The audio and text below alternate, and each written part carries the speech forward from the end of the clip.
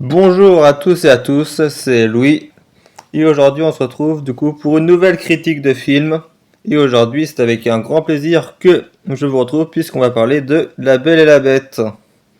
Du coup La Belle et la Bête c'est un Disney, du coup c'est le premier film Disney dont je vais faire la critique, hein. Je ferai évidemment d'autres critiques sur les films Disney, hein, d'autres classiques Disney du coup que j'ai beaucoup vu, hein. Moi j'ai beaucoup vu regarder les films de Disney du coup voilà.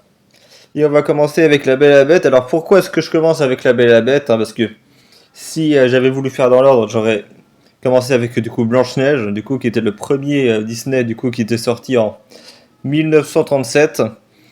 Eh bien je commence avec La Belle et la Bête parce que tout simplement eh bien c'est mon film Disney préféré, voilà. Je commence avec mon préféré, voilà. J'ai décidé de commencer avec mon préféré. Du coup La Belle et la Bête, du coup c'est parti, hein, La Belle et la Bête, de quoi ça parle? C'est l'histoire du coup d'un prince du coup qui... Je crois que l'histoire se passe en France, mais c'est pas dit dans le film, voilà. Enfin, je crois que c'est inspiré de la France. Bah, en tout cas, l'histoire du film est inspirée d'un roman français, voilà. Après, voilà, est-ce que ça se passe en France, vraiment, ça, on sait pas trop. Enfin, bah, voilà, ça. Ça parle, du coup, c'est un prince, du coup, qui habite dans un château, du coup. Mais le prince, voilà, c'est quelqu'un de méchant, en fait. Voilà, c'est... Il est méchant avec tout le monde, avec ses serviteurs, avec les gens, voilà, quoi. Voilà, c'est un peu le cliché, voilà, du gosse de riche, voilà, qui a... Voilà, du gosse de riche, voilà, qui se croit tout permis, voilà, c'est un peu ça, quoi. D'ailleurs, voilà, c'est un prince, puis du coup, on sait pas où sont le roi et la reine, hein, ses parents, c'est pas dit s'ils sont morts ou pas. C'est pas dit s'ils sont morts ou pas, enfin... Évidemment, là, je critique le film d'animation de Disney, l'original, hein, parce que je sais que ce film a eu plusieurs versions qui sont pas Disney, du coup, des films animés et des films en live action, dont le live action de Disney d'ailleurs, mais là, vraiment, cette critique-là, c'est la critique du Disney de 1991, hein. Je tiens à le préciser, hein, parce que si je dis des choses qui sont pas dans les autres films, comme ça, vous serez pas étonnés, voilà.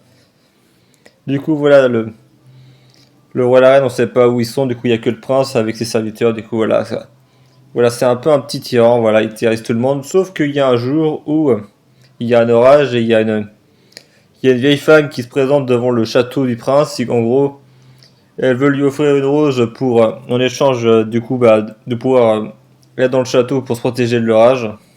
Du coup, il demande l'hospitalité, mais le prince, voilà, il en a peu rien à foutre de la rose et qui en plus, voilà, est dégoûté par la laideur de la vieille femme. Du coup, bah, il va décider en gros de la foutre dehors, voilà. Il a aucune pitié. Et mais sauf que la vieille femme s'avérait être en fait être une fée, voilà, une enchanteresse. Et cette enchanteresse, du coup, pour le punir de sa méchanceté, va la transformer en bête, voilà. Après, est-ce que l'enchanteresse faisait ça pour... Ça, par contre, c'est un truc que je me suis toujours posé la question, c'est que du coup, l'enchanteresse, comme si elle faisait ça pour tester le prince, ou elle avait déjà elle savait que le prince était comme ça ou pas. Parce que sinon, pourquoi elle l'aurait testé, voilà, Ouais, c'est une question que je me suis toujours un peu posée, mais bon, ça n'a pas trop d'importance. Bref, il est transformé en bête et, en gros, il pourra trouver son apparence normale que si il arrive à trouver l'amour. En gros, trouver l'amour, ça veut dire quoi? Ça veut dire à la fois tomber amoureuse du coup d'une femme et que la femme dont il tombe amoureuse tombe également tomber amoureuse de lui. Il faut que ça soit réciproque. Voilà, il faut que ça soit réciproque. Mais il doit le faire avant que tous les pétales de la rose, du coup la fameuse rose, du coup que voulait lui offrir l'enchanteresse, du coup, avant du coup que tous les pétales de la rose ne tombent, parce que sinon il sera condamné à vivre comme une bête pour toujours. Et à noter d'ailleurs qu'il n'y a pas que lui qui a été transformé, hein. Ses serviteurs ont tous été transformés en objets, voilà, en objets, voilà. Alors c'est des objets à la fois des mobiliers, en gros des fourchettes, voilà, des casseroles, tout ça, voilà, en gros c'est des objets divers et variés. Et le château qui était à la fois un très beau grand château, maintenant c'est un château sinistre, voilà quoi. Du coup ça réduit les chances que quelqu'un veuille y aller. Du coup forcément c'est pour vraiment augmenter la difficulté de la mission du prince. Du coup, le prince, voilà, au lieu justement d'essayer, voilà, de trouver une femme, et bah du coup il a tellement honte de son apparence qu'il décide de s'enfermer dans le château, ce qui évidemment va... Forcément, s'il veut réussir sa mission, c'est un petit peu foutu, quoi. Je veux dire, il désespère, il y croit pas trop, en fait. Et en gros, il commence vraiment à accepter d'être comme ça, en gros, voilà, quoi. Du coup, je crois qu'il y a, entre le début, euh, entre le début du film et ça, et la suite du film, et je crois qu'il y a un laps de plusieurs années, en gros, on est du coup dans un village, du coup, qui se trouve non loin du château, il y a un petit village où vit Belle, du coup, Belle. Du coup, les héroïnes du film, Belle. Du coup, en gros, le truc avec Belle, c'est qu'en gros, elle est pas comme toutes les autres filles du village, c'est-à-dire qu'elle est un petit peu incomprise par tout le monde parce que elle aime lire, voilà. Juste parce qu'elle aime lire, voilà, tout le monde le dit, ah, mais les filles, c'est pas bien, faut pas lire. Voilà, faut être belle et Esther, voilà. Mais non, elle est pas comme ça, Belle, du coup. Tout le monde, en gros, bah, la trouve bizarre. Tout le monde la trouve bizarre aussi et surtout parce qu'elle est la seule fille du village à ne pas tomber amoureuse de Gaston. Du coup, Gaston, voilà, c'est. Encore une fois, c'est le cliché du beau gosse. Les personnages de ce film sont très clichés quand même, hein. Voilà, c'est un petit peu, voilà, le beau gosse dragueur à qui rien ne résiste. Voilà, c'est un petit peu, voilà, bien musclé et tout, voilà, chasseur, tout ça, tout ce que tu veux, quoi. Et en gros, Gaston, voilà, il a tout le monde à ses pieds, même les hommes du village disent, ah, il est formidable, Gaston, j'aimerais bien que ma fille se marie avec lui, voilà. Vraiment, tout le monde est à ses pieds, tout le monde est à ses pieds, sauf Belle et son père, voilà, du coup. Et du coup, évidemment, Gaston, comme il voit que Belle est la seule fille qui lui résiste, et ben, il va se mettre en tête, du coup, d'épouser Belle, voilà, parce que, en gros, il peut pas supporter que quelque chose lui échappe, du coup, en gros, il va se mettre en tête, du coup, de se marier avec Belle, voilà, de la capturer, tout ça, voilà. Enfin, de la capturer, voilà, de l'avoir pour lui, quoi. Mais évidemment, vous en doutez, ça va pas trop marcher, quoi. J'ai parlé aussi du père de balle qui, pareil, c'est aussi un autre cliché, ça, genre le vieux savant fou, voilà, quoi. Voilà. Qui, en gros, voilà, c'est pareil, il est un peu, il est un peu comme, il est un peu comme Belle, hein, comme c'est un savant fou et tout, les gens aussi trouvent qu'il est bizarre, voilà, en gros, voilà, c'est. Et d'ailleurs, ils habitent pas dans le village, ils habitent dans une maison qui est un petit peu, genre, à l'extrémité du village, du coup, aussi, ils vivent loin des gens, du coup, là. C'est pour ça aussi que les gens les trouvent bizarres, là. Du coup, voilà, l'histoire commence vraiment le jour où du coup le père de Belle doit, je sais plus pourquoi il part, mais il part. En gros, il doit ramener des trucs, je crois, ou un truc comme ça. Je sais plus vraiment pour quelle raison il part du village. Et en gros, il va, quand il part du village, il va se perdre dans la forêt et il va arriver dans le château de la bête. Et la bête va le faire capturer. Et en gros, la bête, du coup, quand il va apprendre que l'homme a une fille, il va dire qu'il lui rendra sa liberté que s'il amène sa fille ici. Parce que du coup, forcément, si, si la bête veut retrouver son apparence humaine, il faut bien qu'une fille vienne dans son château. Parce que lui, il supporte pas de sortir dans son château. Du coup, il faut qu'une fille vienne ici, sinon ça peut pas marcher. Du coup, voilà. Du coup, il y a le cheval. Du coup, euh, du coup, du père de Belle qui vient voir Belle et qui l'amène au château. Du coup, voilà. La bête relâche le père de Belle et du coup, Belle prend sa place comme prisonnière, voilà quoi. Enfin, prisonnière plus ou moins, parce que la Belle lui laisse faire à peu près ce qu'elle veut. Ouais, voilà, c'est pas vraiment sa prisonnière, parce que, évidemment, si il veut qu'elle tombe amoureuse de lui, il faut pas la traiter comme une esclave, tu vois. Ça va pas marcher.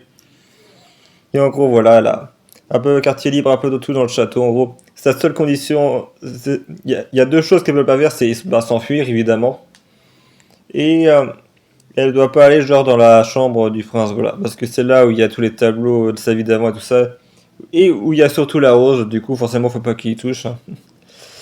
Donc, bien, du coup, Belle n'est pas seule, en gros elle va être accompagnée des serviteurs du coup qui ont été changés. Du coup il y a Lumière du coup qui est un chandelier, voilà, c'est un peu le majordome principal, et avec lui t'as Big Ben du coup qui est une horloge, voilà, c'est du coup qui vont à peu près faire visiter le château à Belle, tout ça, voilà, c'est un peu les compagnons typiques, voilà quoi. Et il y a aussi Madame Samovar, du coup, qui est la théière, voilà ça. Et qui d'ailleurs a un fils, du coup, qui est une tasse, voilà. Du coup, c'est un raccord déjà. C'est un raccord que la mère soit une théière, que le fils soit une tasse. Parce que imagine, par exemple, la mère ça aurait été une armoire et le fils ça aurait été une cuillère, ça aurait pas eu de sens, tu vois. Du coup, de ce côté-là, c'est bien, ouais. Qu'il existait de la cohérence, voilà, entre les liens familiaux. Et du coup, voilà, elle va faire la connaissance de tous les mobiliers du château, et puis voilà. Évidemment, elle va se rapprocher de la bête et tout ça. Mais évidemment, le film ne s'arrête pas là. Évidemment, il va y avoir des complications avec Gaston qui, au bout d'un moment, va découvrir l'histoire de la bête, qui va vouloir la tuer parce qu'il considère que la bête, voilà, est un obstacle pour Belle, parce qu'il il comprend qu'il veut s'emparer de Belle et tout ça, du coup, voilà. Enfin bref, je vais pas spoiler le film, de toute façon j'ai pas besoin de le spoiler puisque c'est un des Disney les plus connus je pense quand même. Parce que tout le monde connaît l'histoire, du coup j'ai pas besoin de beaucoup raconter. Là je vais plus donner mon avis, bon voilà c'est mon Disney préféré parce que il apporte des thèmes comme voilà quoi, la beauté c'est pas que physique, hein, voilà, c'est pas parce que quelqu'un voilà semble être gentil en apparence, voilà qu'il est, que c'est quelqu'un semble être, il faut pas se fier aux apparences, voilà c'est ça le message principal de ce film, voilà, faut pas se fier aux apparences, voilà ça. Faut pas croire tout ce qu'on voit, voilà, faut pas, voilà, décider trop vite, voilà. Enfin bref, voilà, c'est des trucs d'incitation de soi, voilà. Bref, des trucs basiques, mais qui marchent, voilà, c'est. Du coup, c'est mon Disney préféré parce que je l'ai beaucoup vu quand j'étais petit, et je l'ai aussi revu plusieurs fois, évidemment. Tard, je continue à le regarder, j'aime beaucoup ce film. Et du coup, voilà.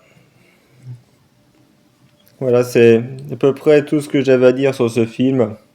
Et évidemment, je vous le conseille, hein. Voilà, c'est un classique, voilà, c'est. D'ailleurs, je crois que c'est le seul film Disney qui a un Oscar pour vous dire, parce que oui, ce film a été nominé aux Oscars. Pour ceux qui ne le savaient pas, petite anecdote.